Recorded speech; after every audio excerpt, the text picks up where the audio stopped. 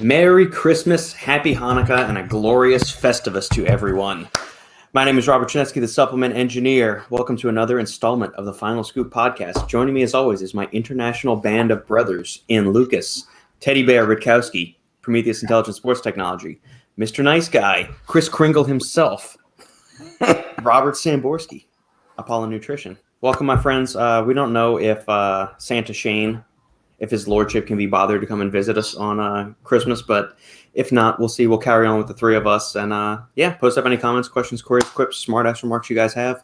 We'll be with you for the next hour and a half, 2 hours. And as long as you guys will put up with us, we will entertain you guys. So how are the Christmas celebrations, guys? How are y'all doing? It's quiet. Chill. Yeah. There you go, Pete. Hey, Pete. Pete could pull off the Santa. He'd be like the Jack Santa Claus. Just get him. I mean, he's got the beard. He's got the muscles. Get him like a cut-off red sweater and everything. He could be the Jack Santa Claus at Christmas time. I saw his post on Facebook that he was training already at straight up in the morning. So props to him for that. There you go, man. Yeah, I was talking to Sharif today, the guy who was running Apollon today, and he said the gym was absolutely packed. You were open today? Yeah. Dedication. But we are open like we open throughout the year, like every day, Christmas, New Year's, whatever.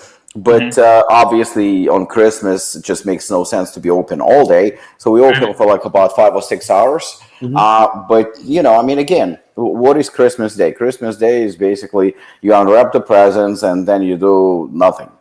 So people head to the gym, and it's always like Christmas is probably one of our busiest days. Plus, most of the other gyms are obviously closed. So everybody's coming and getting like daily workouts. So typically it's busy, but it's only busy again for a few hours because later in the afternoon, people are again getting together with their families and lunch and dinner and whatnot. But for a couple of hours, after heavy Christmas dinner, Christmas Eve dinner, they come to the gym.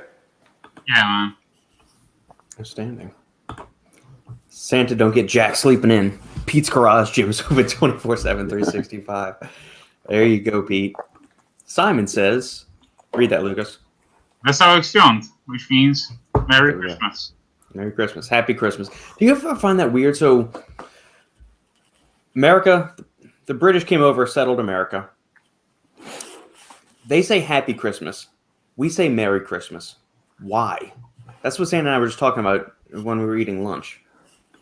Why the hell do we say Merry Christmas here and not Happy Christmas? I like Merry Christmas. It rolls off the tongue better, I think, than Happy Christmas. But that's the only holiday. We don't say Merry Birthday, Merry New Year, Merry Anniversary. When I moved here, obviously I heard the term Merry Christmas even before I moved to the United States because everybody knows you say Merry Christmas. But when I moved here, I finally it's the same question kind of bothered me. And I was a little bit too shy to ask. I was I didn't want to seem stupid. But then finally, I don't remember who, but I did manage to ask somebody.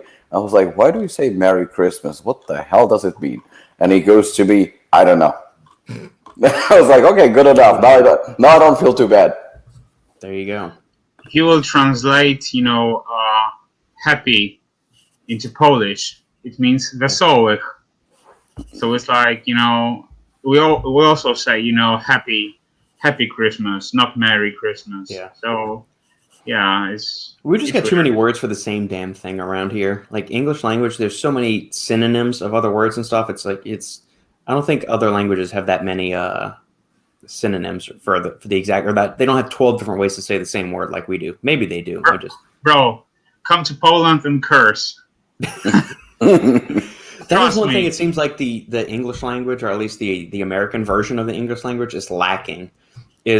Suitable insults, because I've heard Italians say they can curse like nobody's business. Polish, like you guys have said the same thing. Russia, there's unique curse words, so it's maybe that's one area. But I even I'm a firm believer that cursing and all that is absolutely fine. I mean, you get that in every language, so it's I would say it's normal. But when it comes to proper language, I'm not saying proper English, I'm saying proper language. I'm a huge supporter of using proper language. Like even now, obviously English is not my first language, but when I hear, something like, he don't know, it's very common, but it's wrong. And it always pisses me off. Like, I don't know, it just doesn't sit well with me because, I mean, if you would teach English language to somebody, clearly you would say he doesn't know or he does not know. But when you hear something like that or butchered, words and the writing and everything else, I mean, it's a problem because you still have people that are, learning the language. So it can get a little bit confusing. Apart from that, of course, the American version of English is slightly different than, British or Australian or South African. There are so many versions. So, but then on top of it, when you have the butchered language, I think that makes it even worse. Yep. Because when I came here, to the United States in '97, I moved from South Africa. So the English in South Africa was slightly different, obviously. And I remember coming here, so, with my Russian, Jewish immigrants, family members, and stuff like that. I remember I said something about, about my flat in South Africa, and they literally they opened their eyes, like nobody understood what I was saying. I mean, the Americans probably that do understand difference in languages knew that flat means apartment. Right. But the immigrants who actually just learned the proper English, proper American English, they were looking at me like, what the fuck is he talking about? He's flat, flat tire, but not flat as an apartment. So, but those are acceptable differences. But when you're butchering the language, I think that can be a little bit of a problem. Agreed. Yeah, it's always been so my dad's mother was an English teacher, and so he always harped on us to speak properly, probably because his parents beat it into him. Not literally beat it into him, but just drilled it in his head. So anytime Sophia's talking and she says like where it's not in the proper context of using the word like, or she ends a sentence with "We're going to do this, right?" and you end with it, that fucking bugs. It makes you sound so unintelligent when you're talking. You go right. It's just, oh man. So that if there's nothing else that she knows how to do on this planet, it will be to speak properly. But at the end of the day, he was right by making sure that his children speak proper English, because the butcher, that I call it the butchered English, the butchered version, you can pick it up from movies, from friends, from slang, from the street. Yeah. But the proper, especially when you're younger, you should know the proper basics of your language, I think, because I assure you that there are people who literally do not know proper English that were born in this country. Agreed. Oh, spelling's another thing. So all the high school kids that Sandy teaches, it's deplorable. Like they cannot even, and I even said like right there, I caught myself. They don't even write a proper sentence half the time or know how to spell the words correctly. Nowadays, your phone is doing everything for you. Yeah. Right? Yeah. Merry Christmas, John. Merry Christmas, John. Merry Christmas. Merry Christmas, Justin. Pete, have to get all my comments in here before Sean comes on and complains about me hogging the threads. Yeah, where is Grandpa today? Where's the angry Grandpa? Man. Maybe he actually has something to do today, do family festivities and whatnot, because I know he has one daughter. Yeah, he probably has his great grandkids visiting him. When he hears this on replay, I know I'm going to get a shit message from him or something. Although we actually do have a Christmas wish from Shane. Merry Christmas from Stack 3D, and thank you for all your support. Tomorrow is, of course, Christmas Day. The one day every 12 months, the team here at Stack 3D take a break. For all the listeners, there's a caveat. Christmas was yesterday at the time of this recording, so Shane is slacking on his podcasting duties right now. By the way, you can push the play button so it will read for you. It will. You won't see any breaking news, reviews, or stores going live like the other 364 days out of the year. We want to take this time to thank everyone who has visited the website in 2021, as it is the support of our readers that keeps us going, and we appreciate every click. We'll be back as usual on Sunday. No, you're not. You're not here. You're not here, Shane. You're not here. Sharing more updates, developments, and posts from throughout the supplement industry and from all over the world. Once again, we can't say thank you enough for the support you provide by simply visiting and checking out our news, reviews, and everything in between. And we wish everyone a Merry Christmas from the team at Stacked. Guys, we are talking shit, but at the same time, I gotta say, I got a mad respect for that guy. Yeah, Shane busts ass all day long. Yeah, what he's doing, for the industry is just like pure poetry. And because he's his daughter Ava, she never saw the snow. So every time when it's snowing outside, I'm recording a message and I'm sending it via WhatsApp to him. Mm-hmm. So whenever I'm sending and texting him, the message via WhatsApp, she's blown away, super happy, and she's like, play the video from Lukasz, and it's like she's like playing it all the time, So Yeah, that's cool. Pete, I was born and raised in America, and my grammar and spelling is terrible, but art school doesn't teach English. Ha ha. That is true. I like how you guys always make fun of old man Sean, but I'm a few years older than him and have grandkids. Jack Grandpa. Yeah. Yeah, but we like you. That's how you know we like you on this Yeah. show. If we don't make fun of you, that probably means we don't like you. We actually don't like you. So, but if we do make fun of you or give you a little subtle jab here or there, that means, we're cool. And Mitch is not wasting any time stirring the pot. Mitch is a troublemaker. You know what? I think it's like fucking Lucas's long-lost brother or something. Stuff's on deck. How does Rise win pre-workout of the year? Mitch, it's a fucking bullshit. That's why. Honestly, it's just like I don't know what's going on in this industry, but at the same time, it's just like pure pathetic.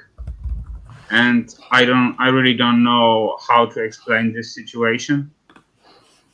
And honestly, it just blows my mind that some people just don't understand how the rating should be.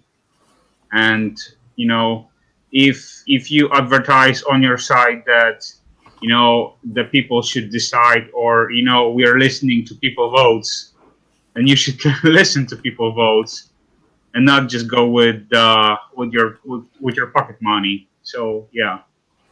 Number one. I also want to add one more thing. This is an old product. It was launched, I think, in the beginning of this year, maybe. But honestly, I think if a product, should be up for this contest, it should be this one, the Godzilla version, which was released recently by Rise, and I think this would be a much better choice than the older formula, because the older formulas that was on Sunny D, it was just basically revamped with the new flavor. That's basically it. No, my question was: did Ryan say specifically the Sunny D version was the priority, or just Rise in general was? No, Sunny D. Sunny D. I would need to hear his reasoning behind that, because if we're just looking at pure formula right here, this formula beats the other one. Yeah, of course. That's what I'm trying to say. The Godzilla version, it was released this was released probably 1 to 2 months ago or something. And the Sunny D version, that one was released maybe last year or in the beginning of this year. Well, you know what? I mean, first of all, I want to say that my New Year resolution is to beat Lukasz, because he's getting on my nerves. The guy is I'm supposed to be the bad guy, but this guy is destroying me now. I mean, Lukasz is on fucking fire for the past couple of weeks. So I need to step up my game just to make sure that I get back my fucking throne. The guy is unstoppable. But in all seriousness, Lukasz is right. He's 100% right. And I'm reading a comment by Mitch where he says about Performix, and it's absolutely right. Number one, Performix was, I believe, 2 months ago, maybe 2 or 3 months ago, it clearly said on Fitness Informant pre-workout of the year. Then he fixed it, trying to explain that it's the best pre-workout thus far of the year. But Sunny D is winning pre-workout of the year, which was released before. So it's clearly either Ryan is not a very smart man. I mean, the fact that he's corrupted, everybody knows by now. It's not even a secret. Everybody knows what's going on. So Nobody really cares. No, I'm for example, I'm not even upset because it would be surprising if he actually did the right thing. But because of that, obviously he didn't think it through because if Performance is the best pre-workout of the year only 2 months ago, then how can suddenly he win this? I mean, it makes absolutely zero sense, and it's a huge mistake, a big fuck up, and everybody caught it. In terms of reasoning, behind the formula, Robert, I mean, you and I know, and Lukasz and everybody knows, there is no reasoning.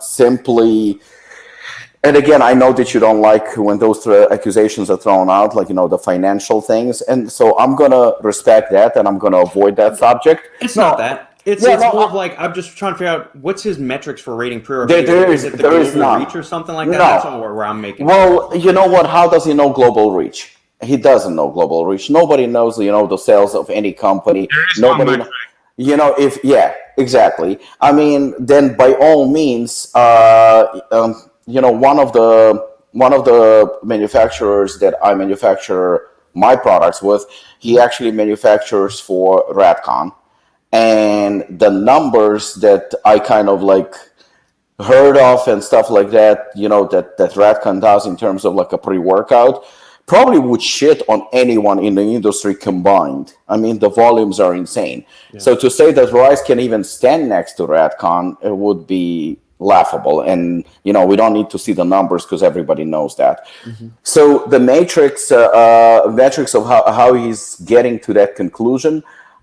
it has to be purely financial and also not very smart decision because, again, the Performance kind of situation is pretty bad and pretty obvious and makes absolutely zero sense, and it's kind of funny too. It doesn't really matter. It doesn't really matter how he gets to it. I don't think that, to be honest with you, I was thinking that we will avoid the subject, even me, altogether, because it doesn't deserve no attention, just like he doesn't deserve no attention. Simple matter is, it's pathetic, it's laughable, it's a joke, and to me, it's not even an attack on him because I don't really want to attack him, to be honest. Mm-hmm. Everything about him is fake. I would really like the companies, and I'm perhaps being naive a little bit, but Lukasz said at one point that he suggests that companies don't do business with him. And when Lukasz said that, I was like, I don't know if I agree with Lukasz or not. But now kind of come to think of it, Lukasz was 100% right.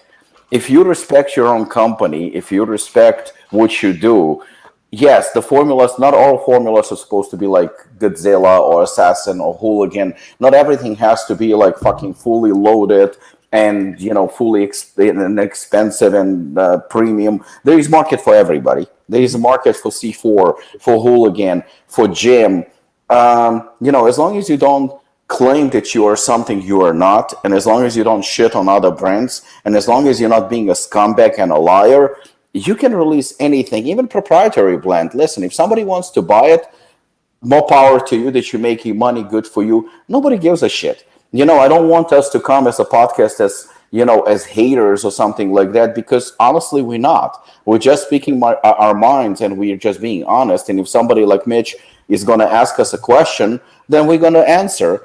And market is like wide open for everybody, and it has place for any product. I mean, even Lukasz, as much as he likes, high stamps and high performance products, he actually gave props to many formulas that not really like fucking loaded.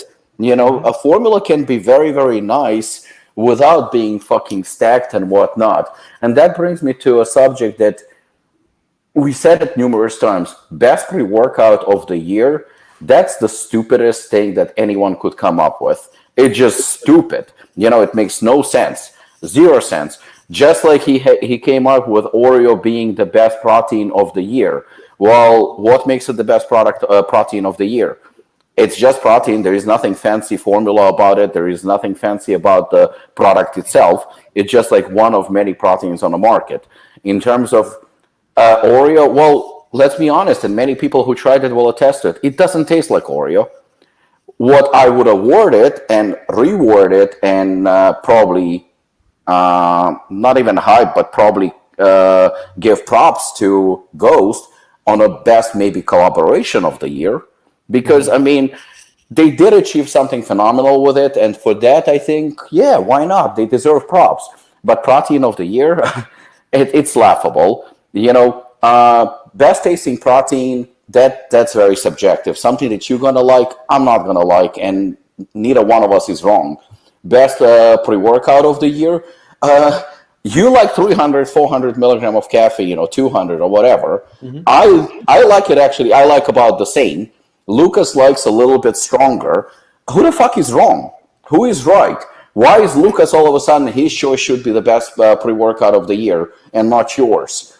He has his favorites. You have your favorites. So the best pre-workout of the year is, again, it's very, very dumb, very stupid.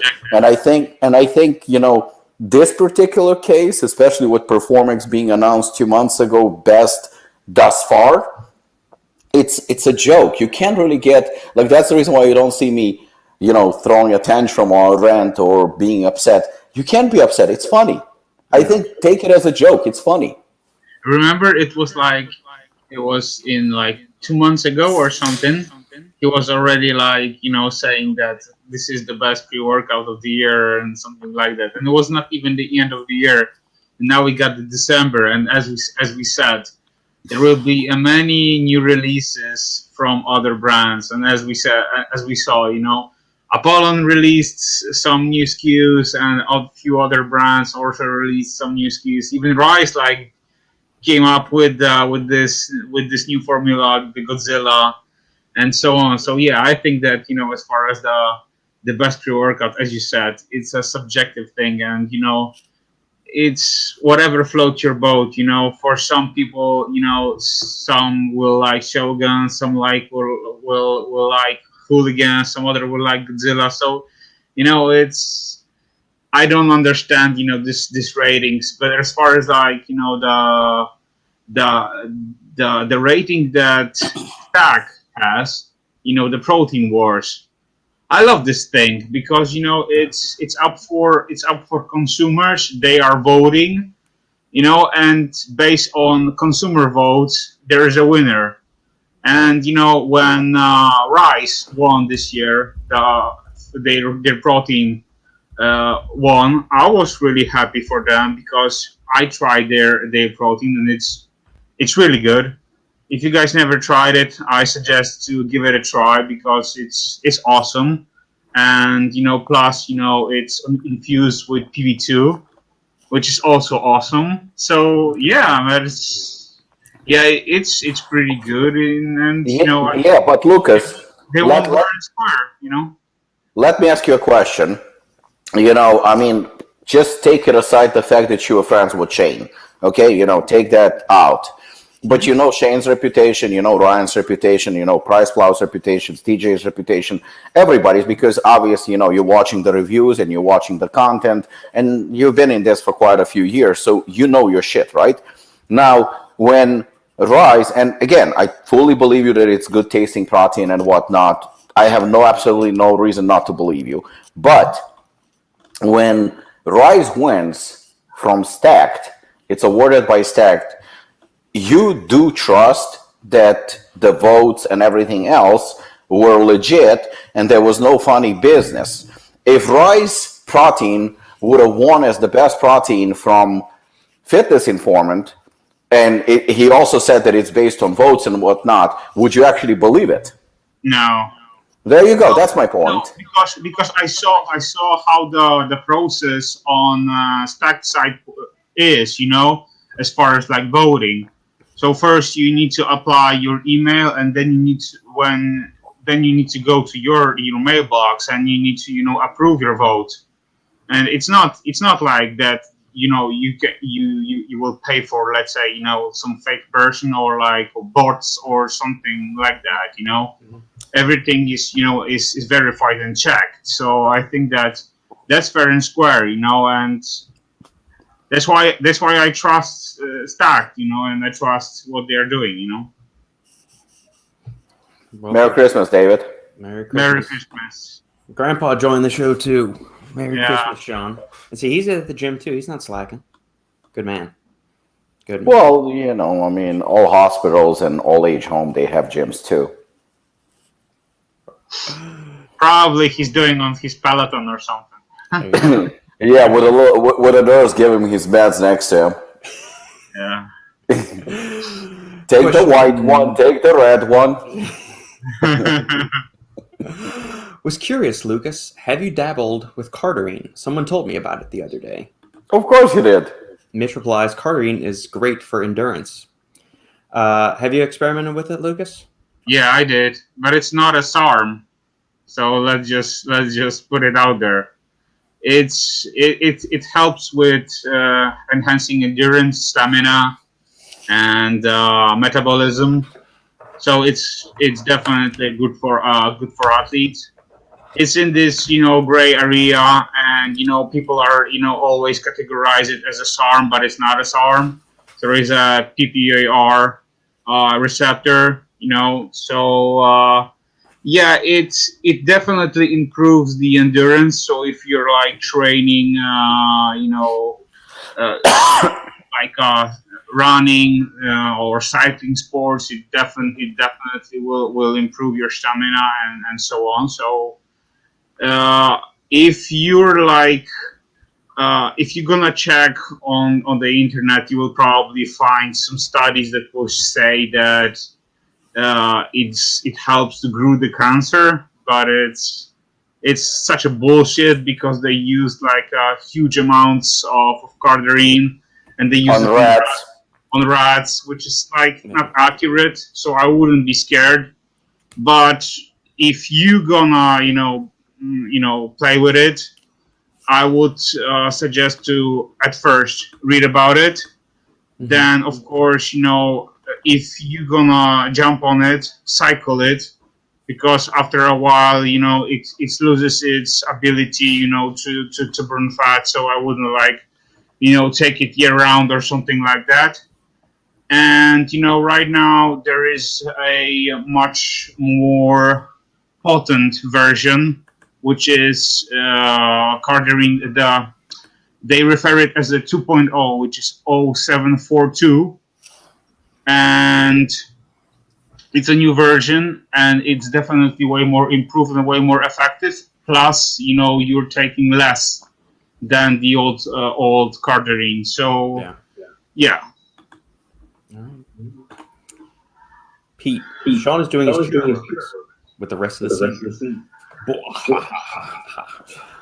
What amount were you using of cardarine, Lukasz? Was it injectable? Was it oral? Was it transdermal? Oral. I tried at first. I tried the old one, which was the 050 blah blah blah. Mm-hmm. And it was at first I was taking 20 milligrams. That was the highest dose that I took. Mm-hmm. 20 milligrams first thing in the morning on empty stomach. And you had this great boost of energy, and you can, during the day you could train, and the appetite was gone, basically. So the stamina was shooting. Also, you could train for hours, and you're not get any sweat at all. So yeah, that was awesome. But as far as the newest version, the 0742. I take only 10 milligrams, and because that's the highest dose that they recommend. So yeah, I stick to that. Okay. Norman, Robbie, I did some Christmas sparring today, and I did double impact V2. That's a lot of stems for just sparring, man. I'd be gassed doing with that, and I think I sold it to 5 people. Well, that's good. Did you tell them to use the code Final Scoop for the big fat discount? Hell yeah! Yeah, I never tried double impact for the martial arts training. I think like Robert said, personally me, I probably the first round or two I'd be willing to kill somebody, and it would be very aggressive and I don't know, explosive. But I suspect because Hooligan didn't do good with me when it came to fight training. But I think later, after maybe 2 or 3 rounds, I think I'd get a little bit tired. I don't know. I don't think so. But I mean, I know that there are some people who actually love double impact and hooligan and assassin when they do, this type of training. Because for me, it didn't work. I don't want to lie and say it worked miracles for me.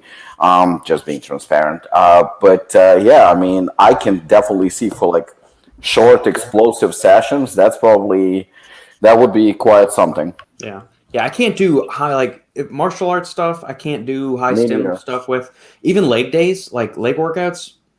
It's got to be either coffee and maybe a non-stem pre-workout or a very low caffeinated thing, maybe like 200 or less, just because my heart rate already gets high enough doing the shit that I'm doing. I'll actually tell you, since we are on the subject.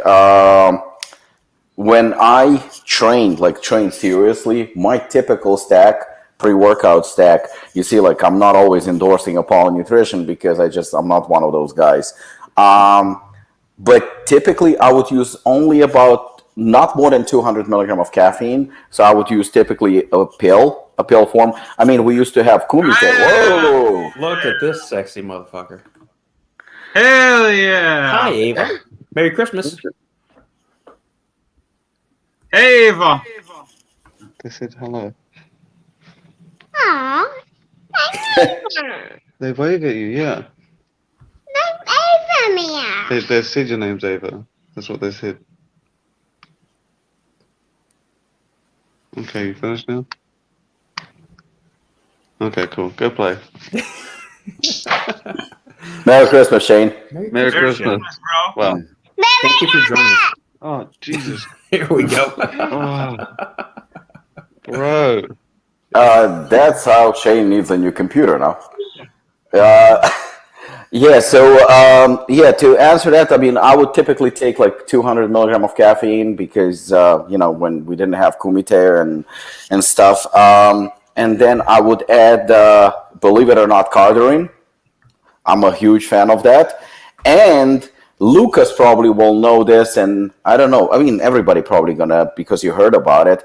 In Russia, it's very, very, very popular. It's a banned substance by the Olympic Committee, and a lot of Russians been, disqualified for that.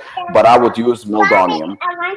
Meldonium? Yeah. Meldonium, yeah, meldonium. Lukasz, you heard about it, right? Yeah, I've heard of it. Yeah. I absolutely fucking love meldonium. I mean, it's sold over the counter in any Russian pharmacy in Eastern Europe. I think probably in Poland too, I would assume.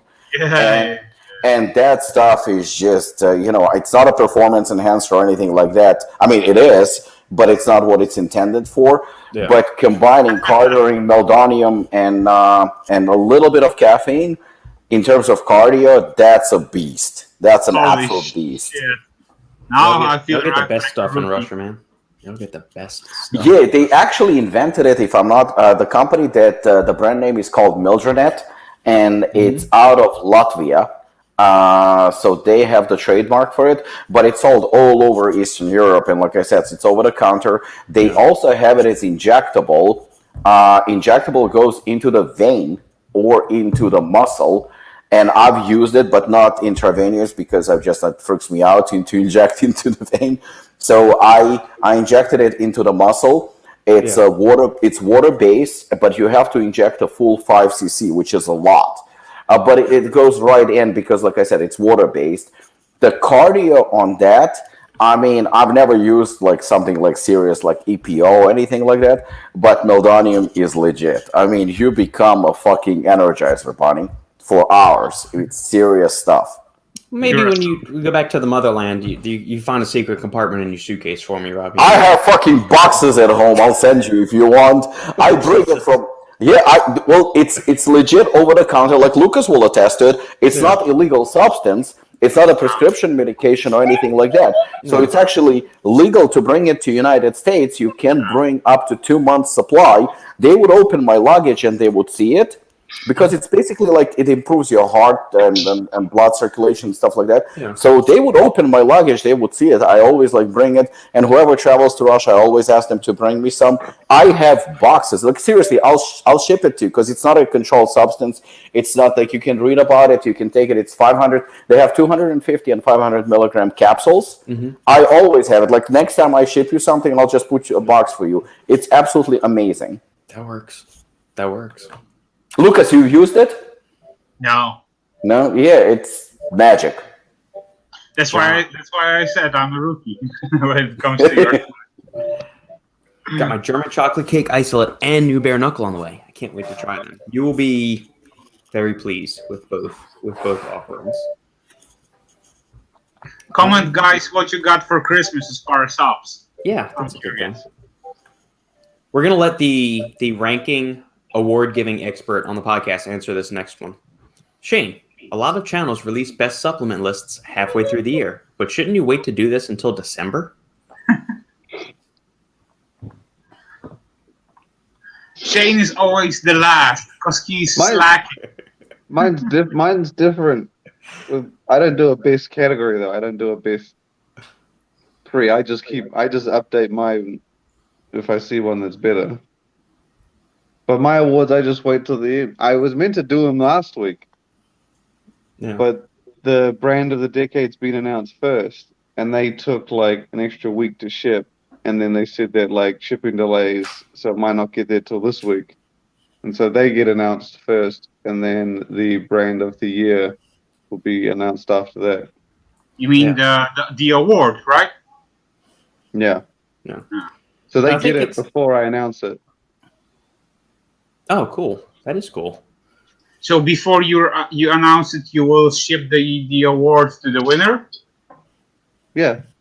Oh, okay. Well, if you notice, like the last couple of years, we've had pictures of the person holding the award. Yeah. So, I mean, usually I just be like, look, I shipped it to you. When you get it, let me know, take a picture, and then we'll announce it. Oh, okay. That's pretty awesome.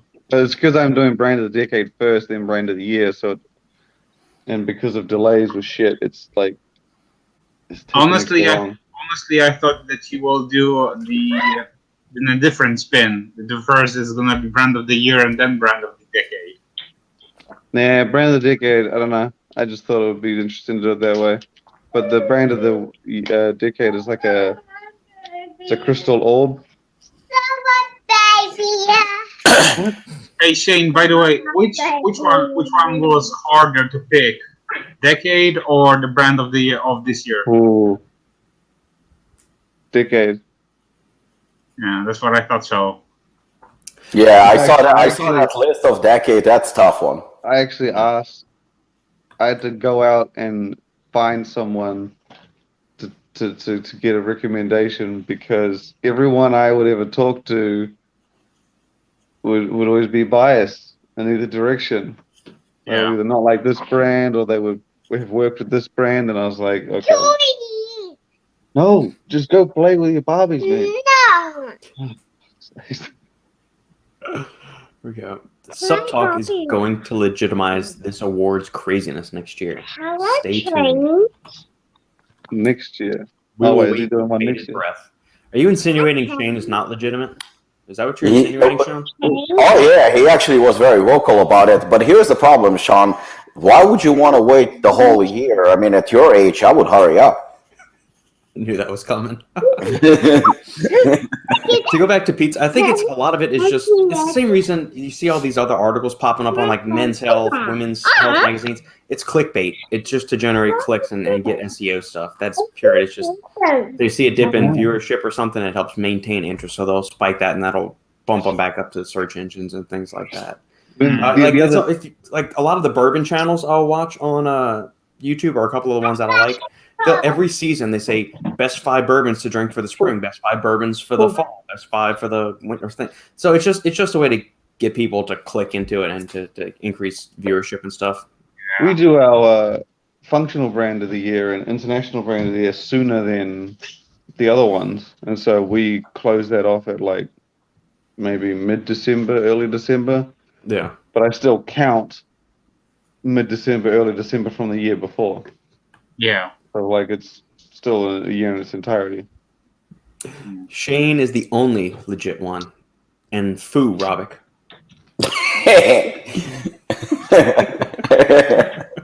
Foo! What does that mean? Slide. Old man, can you please describe it for me? Simon says, which lab cardarine you have used, guys? As Lukasz mentioned a week or two ago, most of those gray area subs are bunk. Simon, I can tell you that the one that Lukasz actually recommended me, I actually was sent one, was legit. It's actually a good question because I wanted to bring up about Carter and I just forgot. So often you will hear people saying Carterin doesn't do shit, or Osterin doesn't do shit, or that product doesn't do shit. It's very important to understand that most of these, things are either illegal or gray area. So manufacturing is it's never guaranteed, and you never know. It can be underdosed. It might not contain what it's supposed to contain. For example, the one that Lukasz recommended to me, I've used. Lukasz, when was it I sent? Last year? Apollon, Yeah, last year. I can assure you, I forgot the name, something LA or something. Apollon. Yeah, Labolic. That one is legit because I felt the effects of it within days. Improved cardio, improved endurance, and actually helped a lot with fat loss as well because I was cutting. So that's legit. But I know a lot of times people are using, something that says cardio, but it's probably not. So yeah, it's important to use reputable lab. Pete, settle down, children. Don't make me pull over this car. Subs on deck used 30 milligrams a day and saw decent results. I'm assuming that's going back to Carterine. I think I used the most 20. 10 to 20 I used. Depends on his source. Maybe he had some of the weaker stuff. Can you go over Tristan Lee's Chimera products? I don't see why it's getting so hyped. Well, anytime... I don't know who this guy was. I had somebody had to explain to me that he is a fitness influencer personality thing. I don't know. That is mad popular. Okay, yeah, exactly. It's like Chris Bumstead. These guys say they have mainstream appeal. Unless you're tuned into bodybuilding, you don't know who the fuck Chris Bumstead is. Just like I'm not really big into the whole fitness influencer game or stuff. It took me forever to figure out who the hell Derek from More Plates, More Dates was too. Bro, since this guy was a teenager, he was like shredded as hell, and now he's just like he gained a huge popularity on YouTube, and due to the fact that he's friends with like other influencers, and he started his channel. He gained a lot of following, and that's basically how he blew up. But you know what? As far as like his formula, we talked about it already on our private chat. I can pull it up. And honestly, when I saw their pre-workout, I was happy, and I can already say that I really like this formula, and I was waiting to see their full line because I was expecting that they will come up with other products that can be stackable with this pre-workout, and I wasn't wrong. And Shane already released the announcement as far as like their other stuff. So yeah, I got that right here too. So we can kind of look at both of them together. Yeah. And see what's the price on these. Does it say? No, that's not helpful. Okay, so major active ingredients. 30 servings per container. That's different than normal. We're seeing most companies do 40, 20 these days. We got 281 milligrams of caffeine combined in this. 100 milligrams of an extra. I think you're supposed to use around 300 for that. Is that correct? For an extra, I think that's the study dose on it. I think so. Yeah. This is what I'm confused with methylliberine. There's a couple of ways you label dynamine or teacrine. So like if you label the active compound in it, I think that's what the yield is. So we're getting a yield of 50 milligrams of methylliberine. You know what? Actually, I was told by manufacturer that you have to state the number. It's not the yield. That's what I was told, because I was actually when I was working on Hooligan, I put 150 milligram of caffeine, dicaffeine malate, and that was 75%. And I remember very, very well that the manufacturer, the quality control people, they got in touch with me and they said, you can't do it. You have to put 200 and then 75%. And basically 75% is 150, but it has to be the full amount before you subtract whatever, the actual amount is. So if that's the case, then this is 50 milligram is not the yield amount.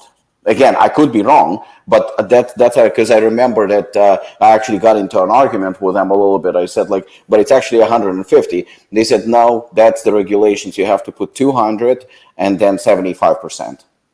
Yeah.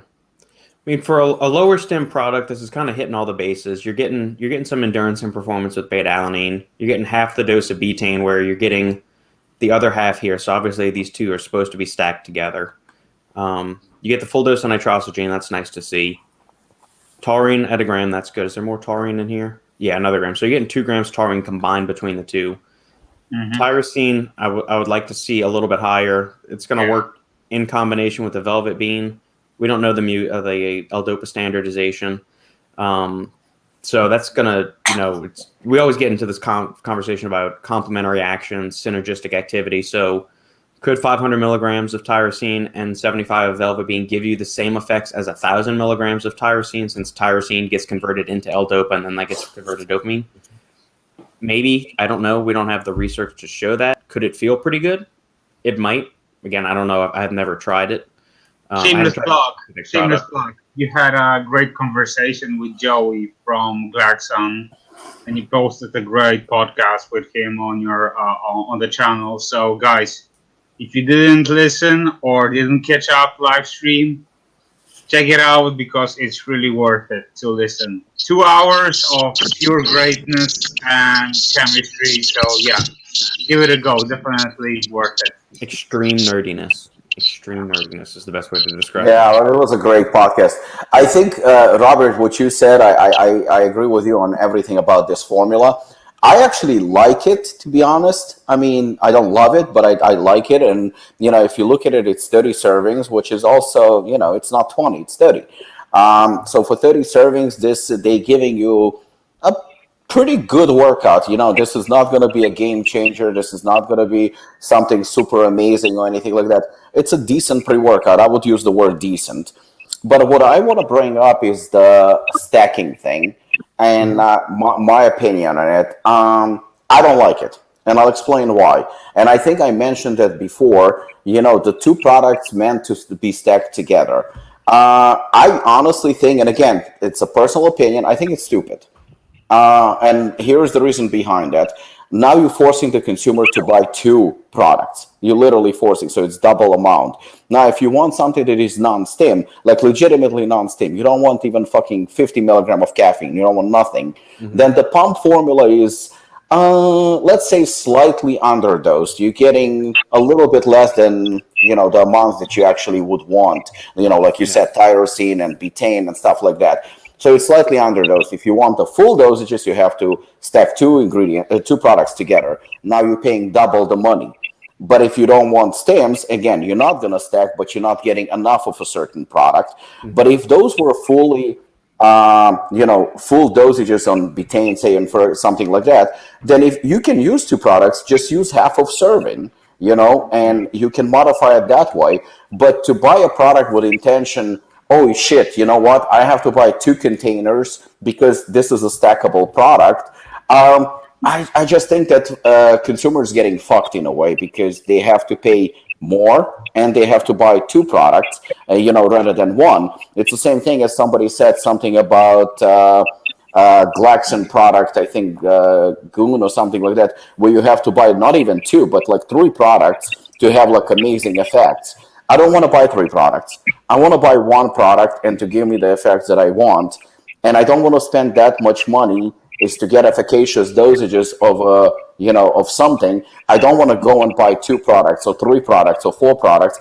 I just want to get 1. If I want non-stim, then I want to get 1 non-stim product that covers all aspects of what I need and what I want without going out and buying not just another, say, pre-workout, but even another ingredient. I would prefer to have what I want. We have we talked about this when we said, there is no such thing as best pre-workout, because we have so many pre-workouts to cater to everybody's needs. Well, if there are so many pre-workouts to cater to everybody's needs, then I want to get a pre-workout that caters to my needs. I'm not going to buy 2 containers of protein to make sure that I get all the protein that I need.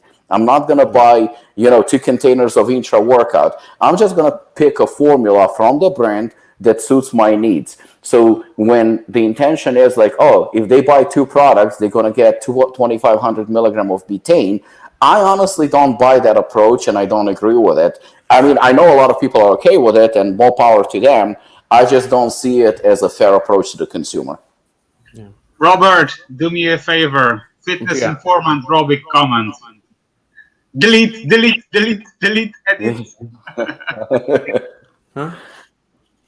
Oh, I thought you were saying something in the comment section. Sorry, I thought you were saying there was something in the comment section. No, I'm saying do as Ryan is doing all the time. Yeah, but overall, this product is actually not bad. I mean, we've seen a lot worse. This is a good formula. It's fine. Yeah, I'll be curious to see the pricing on it in particular, to see how it compares to everything else. The choline by tartrate dose 265 is a little weird to me. Maybe that's as much as they could put in, and like without like hitting the pricing barrier. Like they could only put in, they wanted some kind of choline support in there, and the most they could cram in without getting above the threshold that the Lee brothers wanted to go past with the product. That seems like a weird number to me. It's a strange number. I've seen 250, 500, 1,000, 750. 265 is kind of an oddball kind of thing. And that's the thing, we can agree or disagree as far as the formula and how they, formulate it, and how, the products are stacked or not stacked and so on. But, that's how they wanted to present it to the consumer, and now it's up to consumer if it's gonna buy it or not, Yeah. That's why, we got plenty of products on the market, Agreed. David, I agree with you on the Chimera thing, Robbie, but his social media followers will just blindly buy the 2 products regardless. That's with the way most consumer bases are with very popular public figures. Agreed. Yeah, definitely. I mean, look at the shit Mike O'Hearn was selling a couple years ago. What, the goose eggs or ostrich eggs, whatever the hell he was selling? That kind of shit. People will fucking buy dumb shit. Yeah, but that's not saying these products are dumb, but I'm saying the average consumer, the people that worship these fitness influencers and follow them religiously and always are checking their videos and all that shit, they will buy it no matter what, because most of them are not going to go and read the science, and then they become kind of these myopic zealots that if you say anything that's even remotely, even intelligently disagreeing with what their savior is doing, that's when you get these little pissing wars on social media. Oh, 100%, because you know what, there is this YouTube channel. This guy is like obsessed, and I mean obsessed. I'm a fan.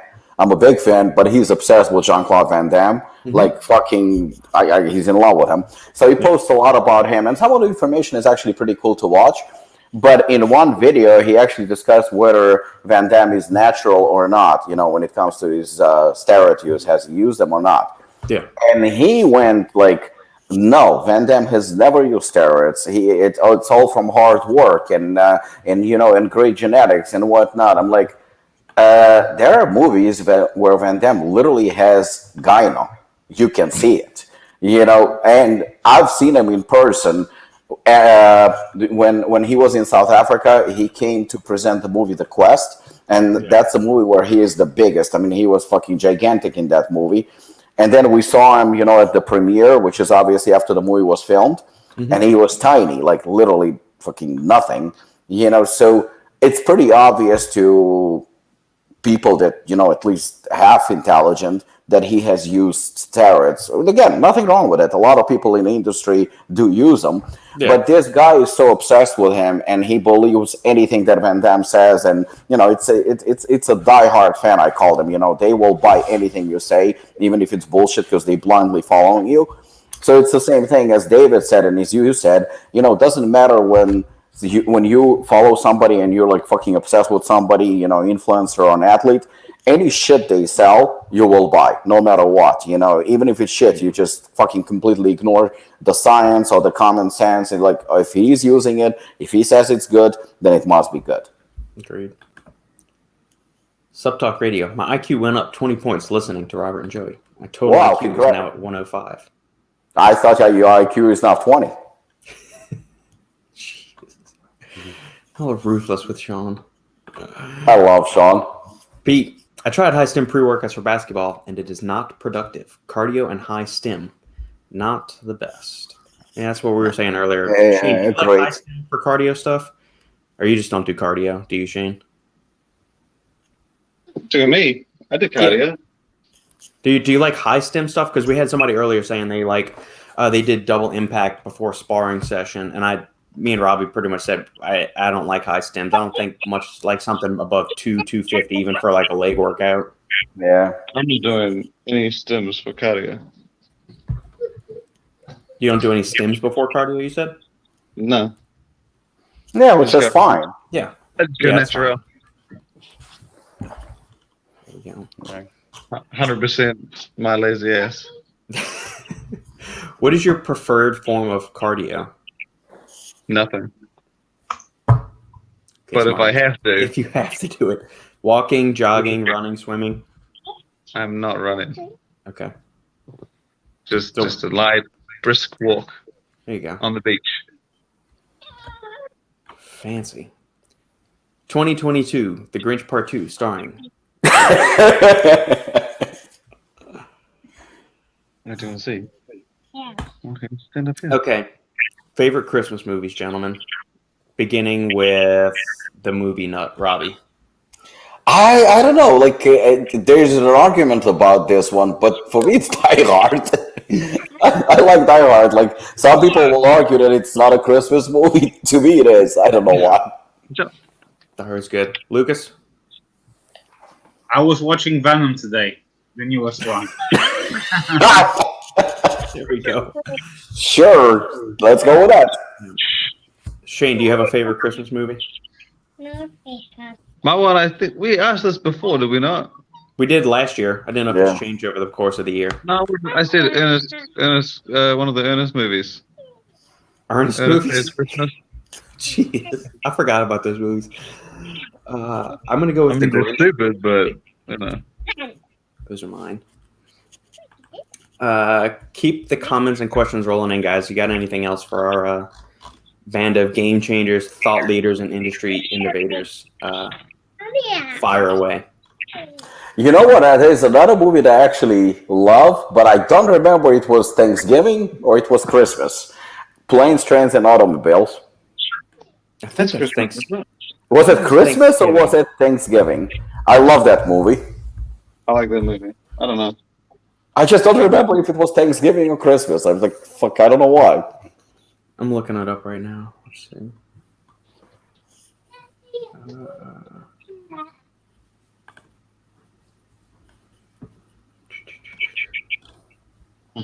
Yeah, Thanksgiving. It says. Thanksgiving. Okay, it's an amazing movie.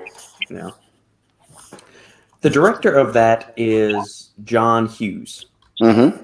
He's directed a bunch of famous comedies in the 80s. And including Home Alone. No, that was Columbus. Yes, yeah. Yes. So we were watching, there's a series on Netflix called The Movies That Made Us, it's basically little vignettes or documentaries on some of the famous movies that we grew up watching, specifically in the 80s and 90s. And he did the Eddie Murphy movie, Coming to America. And you see John Hughes on there. That is one arrogant, pretentious fuck. I mean, I read about him that actors hated him. They hated him. He's a douche, man. Yeah. And we'd watch that one, and then you see the Chris Columbus one when they're talking about the Home Alone behind the scenes stuff, and he seems pretty down to earth, pretty normal. You could have a conversation, but man, John Hughes is a very, very pretentious SOB. So, Shane, what are the holiday festivities like in the Smith household? Apparently doing a podcast with three fucking losers. Well, you had your day off yesterday. We read your lovely Christmas message, too, to start the Oh, you podcast. did? Yes, we did. We said we don't know if Shane's going to be here, but he did wish everybody a Merry Christmas. So we read the message. And we did sign up for notifications, too. Shane, I have a question for you. I asked you fucking 3 times. You better have an answer for me today. Oh, no. What is that question? What? What is the question? I've been asking you for the past 2 days. Oh, watch The Matrix. Yes. No, I didn't watch it last Oh, night. fuck! Come on! No more water. Please. I literally fucking, the reviews about that movies are all over the place. Like, but mostly bad. I would say mostly bad. Mostly If not I bad. hadn't seen any of the reviews, or they were all good, I probably would have seen it by now. But now I'm like, It's worth paying. I mean, it's a long movie. I mean, I have a gut feeling. Sometimes you get like shitty reviews, but the movie can turn out good. I don't know, but I do have a feeling that this movie is not very good. Reviews. We're actually going to watch Clifford the Big Red Dog today. I'm excited to see that. Which one? Clifford the Big Red Dog. Oh, There you go. The kid. oh, David, you watched it? Oh shit, David has a good taste actually in movies. Oh, there you go. Oh fuck. Now I feel like I'm not gonna end up watching it. How long was it? What's that? How long? I think the movie is like 2.5 hours, if I'm not mistaken. Yeah, 2 hours and 28 minutes. Yeah. That's what it says. Yeah, it's a pass. Might I go like away. the first Matrix. The first was great. The other two, like You know what? I told 2 and 3 that much. It was just too convoluted. you know, I told Shane that the first one, I think whether you liked it or not, you could actually recognize the greatness of it and the game changing and the uniqueness. Yeah. The approach was very, very unique. So I liked the first one. I wasn't like a diehard fan, but I really liked it. Yeah. The second one I thought was actually entertaining. The action was very entertaining. Yeah. In the second one. The third one, I don't even actually think I finished watching. I couldn't handle it. It's just too convoluted. It's like it got high on its own supply or something, and it got I don't really, like really when messy. I don't like when someone is trying to reinvent the wheel and just like taking something from the grave. Yeah. It's like the Matrix, the first and the second one was so good. People love it, and now they're like trying to make like I don't know another like Lord of the Rings or something like that. Trying to make it. Yeah, probably should have left it alone. But I'll tell you what, the last Pirates of the Caribbean, the last one, it was very, very difficult for me to watch, and I don't think I finished it. I didn't see that one. Does that still have Johnny Depp in it, or? Yeah, it had Johnny Depp, but it was just like painful to watch, super long, and I think like after like a little bit, like maybe half an hour, I was like, okay, enough. I can't take this. Jiffy, stopping by to say Merry Christmas.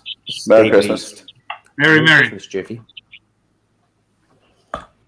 What did y'all cook for the Thanksgiving Christmas feast, Shane? Not vegetables. You say chicken. I don't cook anything. What did Nikki prepare? Or Oh, Nikki's she made family? strawberry cupcakes. Strawberry cupcakes. Well, yeah, you had to drive. I mean, you said you had to drive, a day and a half, all of 45 minutes to get somewhere for Christmas, didn't you? No, that was you. I drive 5 minutes to get somewhere for Christmas. I thought you had there was one, you had a close by one and one that was about 45 minutes away. Yeah, I had to go to like 2 different places. Yeah. But, I mean, I mostly just ate candy all day. Why am I not surprised?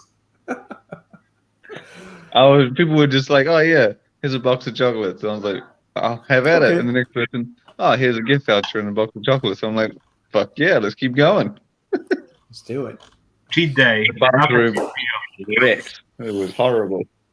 There we go. All right, let's take a look at another. Shane's car only runs 20 minutes at a time.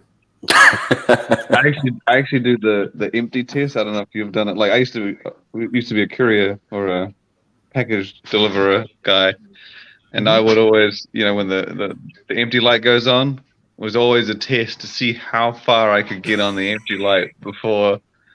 Like I never failed. I remember I was on the empty light once, and I drove for maybe an hour and a half on the motorway, on the highway. Made it. Damn. It's impressive. It's just fun. I've never actually run out of gas. Yeah. I think one time I had I think my car was like 60 liters, and I filled up with 59.5 or something. Mm-hmm. So I was like, a bottle of water left. It made it. Otherwise, do the strongman. There you go. Yeah, otherwise, just do look at call the horses and. Hell yeah, man. There you go. Let's get thoughts on this. A new stem-free pump pre-workout that Primeval came out. So they've come out with, they had Apeshit and Apeshit Cuts that they've had for a while. They released Apeshit Test not too long ago, and now they come out with Apeshit Pump. You they know also what? have the Vasogorge capsules already. So any thoughts on this one? You know what? I didn't have a problem with it at all, to be honest with you, which is surprising coming from me, based on a formula. Yeah. Until I read the full article that Shane wrote, and when he pointed out, because I missed it, when he pointed out that it's 20 servings, that's when I had a problem with it. Because, this formula should have been at least 30. So my problem is not necessarily because, we talked about this. 4 grams of citrulline will give you something. It's not really underdosed. It doesn't consider it underdose. Beta-alanine at 3,200, that's standard. Agmatine at 1,000, no problem with that. L-taurine at 1,000, no problem with that either. Pomegranate probably should be a little bit higher, but also don't have much of an issue with it. I don't have an issue with the formula. It is what it is. But at 20 servings, once I actually read it and looked at it, I was like, for 20 servings, it's a little bit disappointing because it's kind of cheap, So this could have been easily 30 servings, and I would have zero problems with it. Yeah, it's interesting. I'm trying to figure out what the thought process was behind this, because like Shane mentions in the article, regular apeshit, it's basically the same performance ingredients in there minus the pomegranate. You're getting a little bit extra citrulline in there. So I'm trying to figure out, because they have the Vasogorge caps, which has pine bark, nitrosogene, and one other thing I think in it, Himalayan salt. So I'm trying to figure out, where do you put this in there? Is this for somebody that wants only to take 1 scoop of regular apeshit, and then they take 1 scoop of this, or do you take 2 scoops of that with one? I'm trying to figure out, where does this fit in the lineup? Or why not use different ingredients maybe, or something like that? It's just, I'm trying to figure out where to position it. I don't think there is position in this. I think that this is just an additional product that they wanted to give as an option, which is also, I don't think, not a bad approach. We're releasing, I believe, in January, a pump product in a powder form. So, the question was why would we need one when we have bare knuckle? But bare knuckle is actually a pre-workout that is non-stem. It has everything in it except the stems. And then you have the capsule form, obviously, of Bloody Hell. This one is going to be unflavored powder form that you can add pretty much to anything. Is there a specific need for it, for the brand? Probably not, even though it's a kick-ass formula. But I think as an option, because you always have preference, somebody wants capsules, somebody wants powder, somebody wants flavored, somebody doesn't want flavored. I think that it's not necessarily bad that the fact that they released it either, because I'm pretty sure there is audience for it. So maybe there was no a thought process of it being stackable or where it fits. But it's just something off about it, and I keep coming back to 20 servings. It could be a little bit more in terms of a formula. It's not a bad formula. I don't think there is anything wrong with it. No, I'd like to see the pomegranate extract maybe a little bit higher. Yeah. Maybe at least a minimum of 500. I know there is one study that used 375 of pomegranate, but that was the Pomanox branded version. A couple of other forms studies have used the 1,000 milligrams of just a generic extract. Personally, I would completely ditch the beta-alanine that's in this formula, and I would stick with 4 grams of citrulline because that's a decent dose. I will stick with agmatine at 1 gram, and also taurine at 1 gram. But as you guys also suggested, I will bump up the pomegranate to like maybe even 1 gram.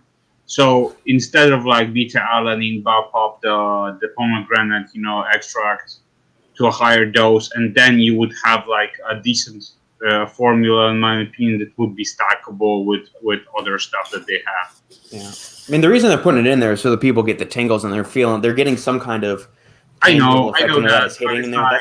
Man. Shane, do you have a price of it? $35, isn't it? Yeah, $34.99. 35. Oh, okay, yeah.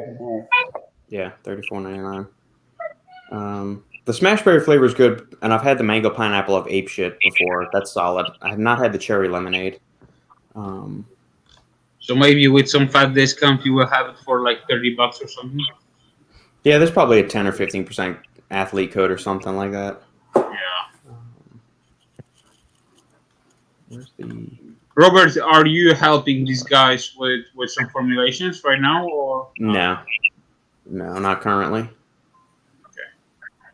I have previously done some writing for them, but in terms of formula stuff, that has been a while since that. Yeah, that's why I asked, because I remember that you did something with them, back Yeah, and I mean, most of the time when I was working with them, I don't know how much they want me to say or whatnot. It was mostly just kind of a cursory, hey, is there an ingredient that you think could fit in this formula? It was never designing something from the top down. It was, hey, what other ingredient do you think we could put in here that's not going to crucify the flavor, yet still give some kind of a good benefit and not be exorbitantly expensive, if that makes sense. So, where's it going to go? All right, last call for questions from the peanut gallery that's tuning in and watching us. Otherwise, I'll let these gentlemen go and get on to their holiday weekend with the family. That's a nice tree, Shane. Yeah. Oh, yeah. Yeah, it's all Nikki. Yep, it is. I don't do shit.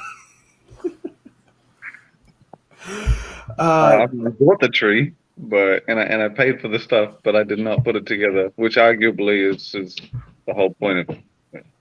That's fine. Do you guys consider vegan protein hardcore? What do you mean by hardcore? I was speaking with another brand owner not too long ago, and they're working on a line of some hardcore supplements, and they're saying they're getting a lot of requests from their hardcore athletes that they want to use vegan protein. And I thought, too much hardcore. that doesn't make sense to me. That just there was a very big like cognitive disconnect at that point, thinking hardcore meathead lift. Like I don't see Jay Cutler walking into the store saying, "Man, I would love some vegan protein powder," or Ronnie Coleman saying that. That doesn't. But maybe the new brand of hardcore athlete likes. Well, you just brought up two athletes. Yeah, you just brought up two athletes that have their own lines, and if you look at the formulations of their lines, it's hardly hardcore. But yeah. I see what you're saying. I mean, I think that it depends on the brand. If the brand like really wants to follow that hardcore, heavy metal, kick-ass mentality, and they want to stick to it, then I think that they should stick probably to like pre-workout, fat burners, maybe intra-workout, something that is like really loaded, badass, high stem, and all that. Yeah. I think that is something that I was. Even though when people say Apollon is hardcore, I don't mind it. I actually like it. But I think that there's nothing wrong with like releasing things like, egg protein or something like that. Because I think that I would prefer to be called hardcore premium than just hardcore. Yeah. But if somebody wants to stay as a hardcore brand, like I know at one point, for example, Apollon was just a hardcore brand.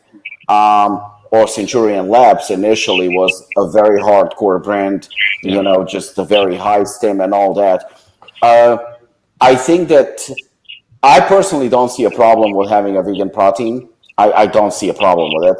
But yes, if you have hardcore followers like those like fucking crazy fanatics, then they might, and they probably not going to buy vegan protein. I mean, but even among, like, listen, like we're talking about stereotypes. sometimes we expect that, so for example, somebody who's gay, right? So we always have like that thing in our head where gay guys are gonna be dressed very nicely and gonna be soft spoken, and he's gonna have some hand gestures, and he's gonna be, let's call it, very feminine, right? Yeah. But then again, you might meet somebody who is gay and he doesn't fit the profile whatsoever. He might be that power lifter or that bodybuilder, hardcore, badass guy, and but is he still hardcore? Of course he is, but he's gay. At the same time, he's gay, who you would not typically picture being gay. So I think it all depends on your audience. Yeah, it was an interesting thing. My brain couldn't get around that concept of.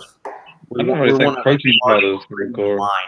Our first protein powder that we're going to release is going to be a vegan protein powder. Absolutely. Yeah. You know what? I was at the strongman competition. I have to find his profile so I can send it to you, and you will be shocked because I was at the strongman competition, and there was this guy who was. He was huge. He was about 300 pounds. I think he had a mohawk, if I'm not mistaken. Oh, yeah, he's sponsored by Animal. Correct. And I'm standing there with a friend of mine, and the guy's an absolute beast. He actually calls himself the world's strongest gay or something like that. And my friend says to me, he goes, he's gay. I'm like, no, he's not. He goes to me, again, I'm embarrassed by it, to be honest, because I just... we have a certain picture in our head, Unfortunately, I'm not trying to discriminate. I'm just being honest because I am. This guy stereotypes exist for stereotypes exist. Yeah, the guy is an absolute beast, and all of a sudden, he approaches and right next to me on the other side is standing a person, a guy who just looking at him, I was like, okay, he's definitely gay. He's just dressed to impress. He's like super slim. His clothes are like fucking, brand names and stuff like that. The hair, everything is just perfect. Exactly the stereotype that you would expect to be gay. Right. All of a sudden, that fucking big gorilla that I did not believe was gay approaches him and kisses him on the lips right next to me, and apparently that's his boyfriend. So... Again, and he's representing, of all companies, he's representing, like Lukasz said, he's representing animal. He's an animal athlete. Huh. So, it's stereotypes, and so that's the reason why, people can be vegetarian and still be badass. You've had a few bodybuilders who are actually vegetarian too. But yeah, as a first product and to enter that hardcore market, I agree with you 100%. It shouldn't be vegan protein. Bless you. Bless you. Thank you. Spreading my germs and everything all over the room. Okay, yeah, that was just a thought. I'd had that conversation a couple of weeks ago, and that was. What do you think? You're starting with the new brand, or no? This was just a conversation I was having with somebody else in the industry that they were looking to get into the protein thing, and their demographic is serious athletes, premium company. And their initial protein launch wasn't going to be whey or a whey casein blend or egg or something. It was going to be vegan or a plant-based blend. As a first entry? Yeah. Oh, yeah, absolutely. Protein powder. Hold on, but it's going to be a first product of their entire line? There's already a few products in the line. First protein product? Yes. Yeah, no. Yeah, see, that's what sounded strange to me. But, yeah, I don't know. But maybe there is that demographic, or they've identified some loophole in it. It's interesting. But they're not gonna change the market by releasing a vegan protein. No.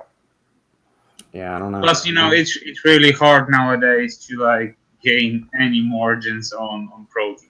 Yeah, well, maybe that's why they're jumping into that. That could be another a contributing factor to the decision to go vegan, because the prices of whey are so expensive and egg protein's going up. So maybe they figure plant proteins aren't as expensive yet, so let's jump in there and then we can build out our whey line when the price. Maybe, I don't know. Yeah. When I heard that initial reasoning, and then we talked about it a little bit more, I just thought strange, or just maybe my calibration is off or needs resetting. Wheats. Which Apollon product would you say is the most suitable daily driver, excluding stem freeze? Protein. I mean, it doesn't specify, pre-workout or anything. Yeah. I mean, protein, creatine, Enigma, Chainsaw. You have a wide variety. Yeah. Simon says, hooligan. Can be too. Yeah. Cool. All right, gents. Any closing thoughts before we get Santa to take this package away? Yeah, Shane, watch Matrix. Let me know. We were gonna watch it last night, but That's what you said yesterday. like I said, all the reviews are not very positive, so I'm not overly encouraged to sit down for 2.5 hours. And then Yeah, no, I'm kidding. Yeah, I think that there are so many movies that I think I would like to see that one for some reason can wait.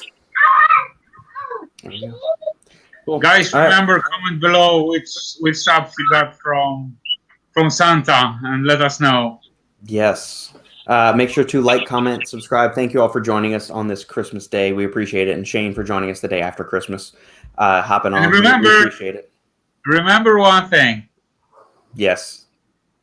to use the one of the fattest discounts on the internet, the final scoop for 15% on Apollon nutrition site. Hell yeah! Subscribe to the Stack 3D podcast. Click turn on notifications for Shane. It helps him so maybe he won't have to take off Christmas Day next year. He can work through Christmas, make him as busy as possible. If you like what we're doing here, make sure to like, comment, subscribe.